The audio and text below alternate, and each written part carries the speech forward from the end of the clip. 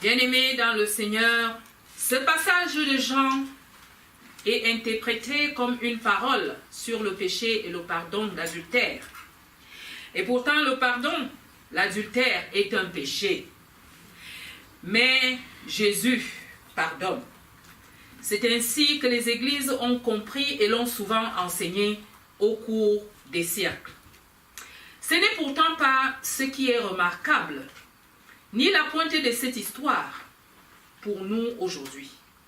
Il s'agit en fait essentiellement d'un acte et d'une parole performative de la libération de la part de Jésus-Christ. Bien-aimé, comme l'être humain est toujours prêt à condamner les autres, ici on assiste à l'essai d'un coup double. D'abord, on condamne la femme prise en flagrant délit d'adultère. Et en plus, on tente de mettre Jésus-Christ en difficulté pour le prendre à défaut et le condamner lui aussi par la suite. Mais la première question que nous allons nous poser, pourquoi on cherche à condamner Jésus? Tout simplement parce que Jésus est dérangeant. Vous savez, dans la société, dans nos églises, il y a des personnes qui dérangent. Quand il arrive, ce n'est pas qu'il dérange en mal. C'est que des fois, il pose trop de questions qui embêtent. Il enseigne un peu trop aux chrétiens. Et ça, nous n'aimons pas. C'était donc la condition que Jésus-Christ se retrouvait parce que Jésus dérangeait, car ces enseignements qui bouleversaient le cadre de cette loi qui permettait aux uns de se sentir supérieurs par rapport aux autres, qui pouvaient en même temps juger et condamner sans aucune autre forme de procès. Parce que les gens à cette époque-là, c'était des tout-puissants. Si on t'a déjà condamné, il n'y a plus, c'est-à-dire on n'a même pas besoin de te juger. Mais Jésus-Christ, lui, il revient avec un autre enseignement. Jésus est donc la personne qui dérange. Les pharisiens et les scribes vont donc profiter de la situation, de ramener cette femme adultère, non pour condamner la femme, mais pour éprouver le Seigneur Jésus-Christ. Par contre, sur cette femme, dans le texte, nous ne savons rien d'elle. Qui elle était, nous ne savons pas vraiment grand-chose. On nous parle seulement d'une femme adultère. Qu'est-ce qu'elle est? Qu'est-ce qu'elle était avant? On n'a rien d'autre que la condamnation. On a collé une étiquette sur elle. C'est cette étiquette qui reste dans les Saintes Écritures, la femme adultère. Les évangiles ne nous parlent pas d'autre chose pour cette femme. Par contre, en revanche, on ne cherche pas, les pharisiens à cette époque-là, ne cherchent même pas à savoir pourquoi. On dit qu'elle a commis l'adultère. Mais on ne permet pas à cette femme de pouvoir s'expliquer. Parce que quand on est accusé, on a au moins ce qu'on appelle la défense. Mais ici, les pharisiens ne vont même pas permettre à la femme de... Parce que à cette époque-là, c'est des tout-puissants. Ce n'était pas à cette époque-là. À notre époque, il y a des tout-puissants. Quand on a déjà collé une étiquette sur toi, tu ne peux plus l'enlever. Si on dit que celui-là, lui, il est gourmand, peu importe, même si tu manges un petit sandwich, on sait que tu es gourmand. Parce que c'est une étiquette qu'on a collée sur toi. Dès qu'on dit motion, on a dit c'est fini. Et c'était la situation dans laquelle cette femme adultère, parce que c'est le nom que nous avons dans les Saintes Écritures, rien d'autre. C'est donc dans cette situation que la femme va se retrouver. On n'a pas cherché à savoir, est-ce que cette femme, dans son adultère, était-elle amoureuse? Est-ce qu'elle a commis le péché contre l'amour? Certes, elle a commis le péché contre la loi de Moïse. Oui. Mais a-t-elle péché contre l'amour? Non. On n'a même pas permis à cette femme de pouvoir s'expliquer. Mais pour Jésus-Christ, en ne condamnant pas la femme, Jésus conteste la loi de Moïse. Jésus-Christ commence par contester la loi de Moïse parce que lui, malgré vents et marées, il ne condamne pas la femme adultère. Il conteste la loi de Moïse parce qu'il estime que la situation, on parle quand même du meurtre. Est-ce que cette loi de Moïse, on peut appeler aujourd'hui qu'elle est une loi divine? Parce qu'on donne quand même le pouvoir aux êtres humains de tuer l'autre. Parce que l'autre a commis le péché. Il faut tuer cette personne. Mais ce qui est quand même, moi ce qui m'intrigue dans l'affaire, c'est que quand on parle de l'adultère, on ne fait pas l'adultère seul dans sa maison. Mais là, dans les Saintes Écritures, nous voyons l'injustice commence. Parce que nous avons la femme adultère, mais nous n'avons pas l'autre responsable. Parce que l'adultère, on est deux. Est-ce que c'était un homme? C'était un animal? C'était une femme? Parce que tout est possible. Nous ne pouvons pas répondre. Pourquoi l'autre là n'apparaît pas dans les Saintes Écritures? Bien-aimé, personnellement, je trouve injuste. Ça, c'est l'injustice. Et cette injustice, Jésus-Christ ne veut pas condamner la femme. On ne peut pas être dans une maison seule et on vient t'attraper que tu as commis l'adultère. Sûrement que l'autre île là était dans la foule. C'est possible. Parce que des fois, là où on te tue, la personne avec qui tu as fait le plan derrière, il est toujours là. C'est lui qui seconde même les décisions. Et c'est pour ça que le nom de ce île ne ressort pas dans les Saintes Écritures. En tout cas, nous savons que pour commettre l'adultère, il faut deux. Mais les Saintes Écritures, nous voyons, c'est déjà l'injustice. Parce qu'on parle que de la femme. L'homme n'est pas dedans. Mais Jésus va ramener la foule très rapidement. Chaque personne a sa responsabilité. Parce que Jésus va permettre à cette foule de se regarder déjà soi-même. Quand il dit que celui de vous qui n'a jamais péché jette le premier la pierre contre cette femme. Voyez-vous qu'il n'y a pas eu un seul courageux.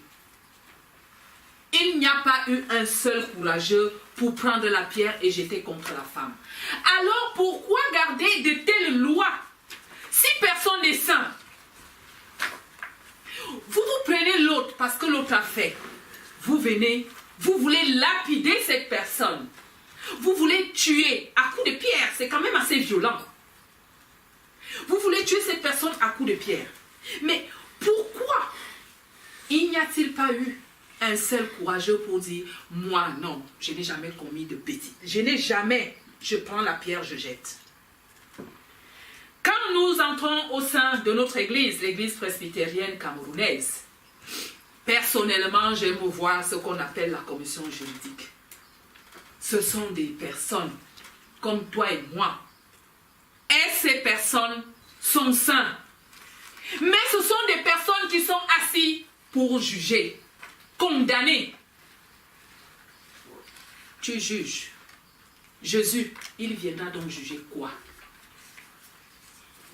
Le Seigneur Jésus-Christ, quand on parle de pardon, moi, dans ce texte, je ne parlerai pas de pardon. Parce que Jésus ne pardonne pas seulement la femme. Jésus la libère. Jésus-Christ va libérer la femme. On a déjà eu à avoir une petite conversation sur l'évangile de Jean, chapitre 8, je crois que c'était au verset 44, si j'ai bonne mémoire, où j'ai prêché sur la résurrection de Lazare. Lazare a été ressuscité par Jésus. déjà enseveli. Jésus va demander de le délier. Déliez-le. Laissez-le s'en aller. Va, ne pêche plus. Jésus-Christ n'a pas dit « je te pardonne ». Non. Jésus-Christ a dit « va, ne pêche plus ». Il y a déjà un enseignement. Est-ce que notre Église enseigne avant de condamner? Est-ce que nous enseignons? Il y a quelqu'un qui a chanté Ngoyene yanam madarabe wokonye mabui loma lobomotetek. Quand tu m'aimes beaucoup, si tu vois que moi, je m'égare, mais appelle-moi. Enseigne, conseille. Jésus était un enseignant. Si nous prétendons être les disciples de Jésus, arrêtons de censurer. Parce que nul n'est saint. Quand Jésus pardonne, il libère la personne. Et il y a un sport dans nos vies et dans notre église. Je te pardonne, mais vraiment, je n'oublie pas. Non, non, non, non. Vraiment, ce que la personne m'a fait, je ne peux pas oublier. Je ne peux pas oublier. Mais nous avons affaire au bourreau. Ou alors nous avons affaire... On ne peut pas parler de Jésus-Christ. Quand on parle d'un père, un enfant ressemble à son père. Nous ressemblons à qui? Parce que toi, tu ne peux pas oublier ce que l'autre t'a fait. Jésus-Christ, non seulement il pardonne, il libère. Il te libère. Parce que tu ne peux pas jouer sur la culpabilité de la personne. La personne qui est pécheresse est déjà une culpabilité personnelle. Alors, libérons ces personnes. Libérons-nous, nous-mêmes, au lieu de nous condamner dans des corps qui ne sont pas saints. Et nous prétendons ensuite être des disciples de Jésus, des exemples de Jésus-Christ. Pourtant, notre Seigneur, dans les évangiles, il nous montre jour après jour que lui, il est un Dieu de pardon. Quand il pardonne, il te libère. Il te dit, va. Il n'était pas obligé de dire il pouvait dire à la femme, écoute, bon, oui, j'ai été pardonné. Mais il va la libérer. La femme va partir. Elle va renaître de nouveau, avec le cœur tellement apaisé, parce que quand on te libère, tu sais que cette personne ne me pardonne pas à moitié, parce que nous pardonnons à moitié. La personne est libérée, la personne revit à nouveau. Cette femme, au sorti de là, elle revit à nouveau. Elle a un nouveau départ dans sa vie, parce qu'elle est libre. Elle n'est pas liée par rapport à quelque chose. Jésus-Christ semble aussi perturbé par ces pharisiens. Parce que l'enseignement de Jésus porte sur l'adultère, ça serait trop banal. Jésus, Christ va enseigner plutôt de ne pas exclure. Parce que c'est l'exclusion qu'il y a dans le monde. Quand on commence à condamner, on exclut. On dit que celui-là, il est mauvais. Ça veut dire qu'on t'a déjà écarté de la société. Il y a 2 meurtres. Non seulement on te condamne, et on t'exclut. Bien aimé dans le Seigneur, si nous passons le temps à exclure, à juger, c'est quand même assez pervers. Parce que le problème avec la loi et la morale, c'est qu'elles peuvent avoir des effets maléfiques à l'égard du prochain. La loi et la morale. Des fois, les deux là, ça ne se ressemble pas. Parce qu'il faut déjà... Par contre, Jésus-Christ, lui, il propose un critère simple. Jésus-Christ, pour se justifier de cette loi, Jésus-Christ fait d'abord l'exposition de l'autre. Jésus-Christ fait l'exposition de l'autre parce que l'autre qui a péché doit être dans sa responsabilité. Si nous passons le temps à condamner, nous ne pouvons pas permettre à l'autre d'être dans sa responsabilité. Parce que quand Jésus-Christ s'adresse à cette foule, Jésus-Christ dit à la foule, si quelqu'un n'a jamais péché, que la personne jette la pierre. Il renvoie ces personnes à leur propre conscience et leur responsabilité. Nous voyons que personne n'a eu le courage. Parce que dans leur conscience, tu sais d'abord ce que toi-même tu as fait. Parce que là, la femme adultère, elle a été surprise. Mais combien de personnes on ne surprend pas? L'adultère, elle est de plusieurs manières de ce que nous faisons dans la vie, au quotidien, dans l'église du Seigneur Jésus-Christ. Au jour d'aujourd'hui, nous avons plus de juges que de chrétiens. Jésus-Christ nous enseigne la miséricorde. Et la miséricorde de Jésus-Christ est celle qui libère et non celle qui condamne. Parce que la condamnation n'est pas chrétienne. Jésus-Christ même les crimes les plus pires, n'a pas condamné. Alors si toi et moi, nous sommes donc des chrétiens, nous sommes les enfants légitimes du Seigneur Jésus-Christ, pourquoi condamnons-nous les autres? La loi est légitime si et seulement si elle tient compte de ses effets sur autrui. Est-ce que vous me suivez? La loi est légitime si et seulement si elle tient compte de ses effets sur autrui. Parce que quand la loi ne tient pas compte d'autrui, elle est donc perverse et meurtrière. Parce que la loi, elle sert à s'auto-justifier. Parce qu'en accusant l'autre, c'est bien beau. C'est ce qui se passe dans ce texte. À quel moment pouvons-nous savoir que nous sommes aussi dans un cas similaire? Parce que nous fermons les yeux sur nos péchés, mais nous accusons les autres. C'est pourquoi Jésus dit au verset 15 du chapitre 8, « Vous jugez selon la chair, moi, je ne juge personne. » Jean chapitre 8, verset 15. Et nous, bien-aimés dans le Seigneur, comment nous comportons-nous devant les péchés des autres au jour d'aujourd'hui? Que ce soit dans nos vies, que ce soit à l'église, nos limites face aux autres, nos condamnations. Et c'est parce que nous ne tolérons même plus les autres. Parce qu'il faut aussi dire qu'il y a un phénomène, les gens ne se tolèrent plus. Il y a des divorces parce que les gens ne se supportent plus. Les gens ne se tolèrent plus. Est-ce que c'est parce que nous ne tolérons plus que nous condamnons les autres, ou alors tout simplement par rapport à ce qu'ils sont?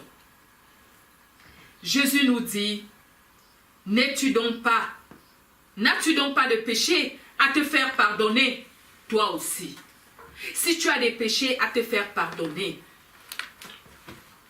bien-aimé, ne condamne pas l'autre. Remarquons bien l'attitude de Jésus-Christ avec cette femme adultère. Quand les pharisiens viennent auprès de Jésus accuser cette femme, la première chose, c'est que Jésus garde le silence. Jésus garde le silence. La deuxième chose, on nous dit qu'il se baissa pour écrire au sol. Jésus écrit par terre avec son doigt. Jésus écrit par terre pour que les intempéries, la pluie, le vent balaient. Mais toi et moi, nous écrivons sur la pierre. Comme ça, on est sûr que ça va rester le plus longtemps possible. Ça ne peut pas s'effacer. Jésus, pendant qu'on accuse l'autre, lui, il écrit. Mais c'est sur le sol. S'il pleut comme il pleut là, il n'y a plus rien. Personne ne retiendra plus ce que Jésus écrivait au sol.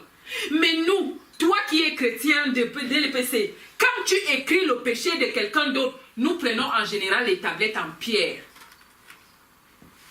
On écrit de peur que ça s'efface. Le jugement d'autrui,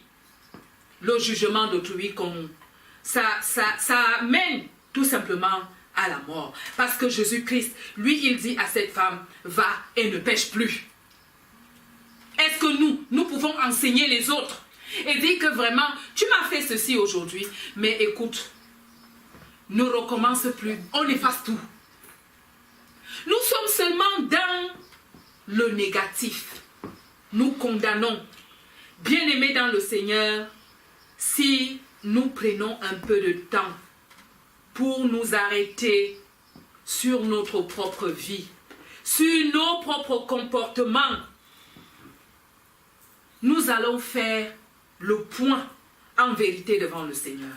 Parce que nous ne sommes pas saints. Personne n'est saint. Dans notre église, on se condamne tous les jours. On se jette les pierres tous les jours, alors que personne n'est saint. Ce que j'aime voir, c'est quand, dans les consistoires ou dans les assemblées, on parle de l'adultère d'un responsable. Alors ceux-là même qui jugent, celui-là qu'on dit qu'il a commis l'adultère, ils sont dans quelle situation? Dieu seul sait.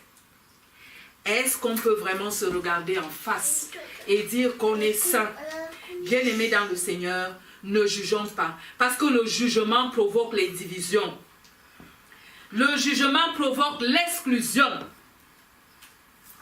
Et le jugement ne répare rien. Soyons dans la vraie vie. Qui est cette vie de la réconciliation avec des personnes concernées dont nous avons jugé hier? Aujourd'hui, essaie de te réconcilier avec cette personne que tu as traitée de tous les noms.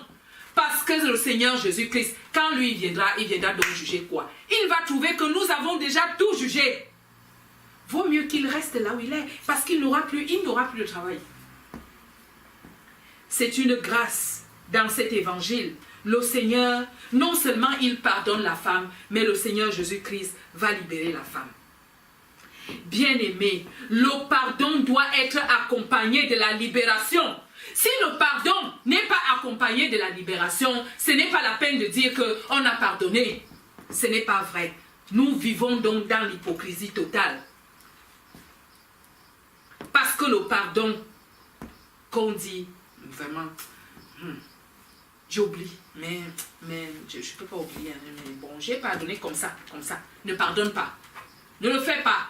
Si tu ne peux pas libérer la personne, comme Jésus le fait avec toi, comme Jésus le fait avec moi, ne le faisons pas. Je vous propose comme thème, bien-aimés dans le Seigneur, cherchons la libération de Jésus et non le pardon des hommes. Cherchons la libération de Jésus et non le pardon des hommes. Parce que Jésus-Christ libère. Et les hommes ont un pardon qui n'est même pas sincère. Quand tu vas aller chez celui-là qui va te dire qu'il t'a pardonné, ce n'est pas là-bas. Cherche Jésus-Christ, au moins tu seras libre. Et nous aussi, en retour, arrêtons de condamner. Parce que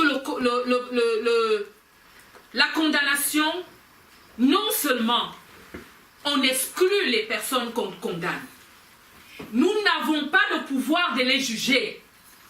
Parce que le Seigneur Jésus-Christ, qui est le seul juge, viendra pour juger toi et moi.